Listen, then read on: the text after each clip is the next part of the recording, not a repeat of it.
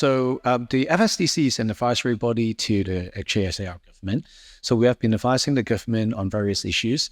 From the very first paper that we devoted to this very dear topic to our heart, back in 2016, we advised the government on matters such as setting up an industry-led body to deal with the green and sustainable finance. Then next is for the government and relevant agencies to devote resources and instruments to and business opportunities to the topic. So a lot of it has been happening in Hong Kong these days, but we can't take it for granted. Going forward, we do believe that there are various matters to be attended to. For instance, in order to achieve green and sustainable goals, we can't only rely on the traditional instruments such as the issuance and the utilization of green and sustainable bonds, blue bonds, etc.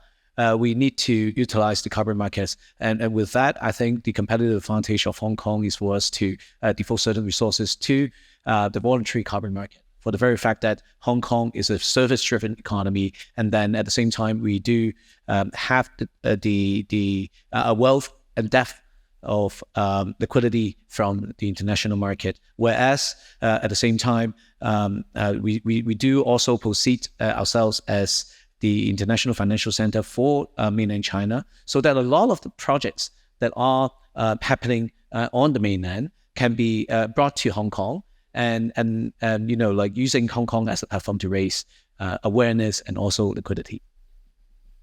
You did mention about carbon market, and that's a bit interesting, right? Can you elaborate on how are you cultivating that? Right. So in Hong Kong, we have already set up something called the Core Climate. It is a brand under the Hong Kong Stock Exchange. It is fantastic. Yes, it was only established a few months, about a year ago now.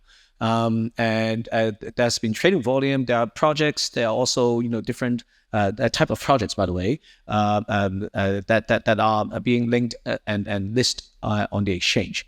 Now, what is lacking for the time being is that we do need to diversify our pool of projects. We can't solely and only rely on projects that are associated with the mainland. After all, we are an international financial center, and projects that are only associated with mainland wouldn't make us that status or give us that status. So we are working closely with relevant counterparts to bring projects to Hong Kong. It's not easy, right? And that's why we have to do a lot more in terms of advocacy, in terms of building bridges with the other countries and economies.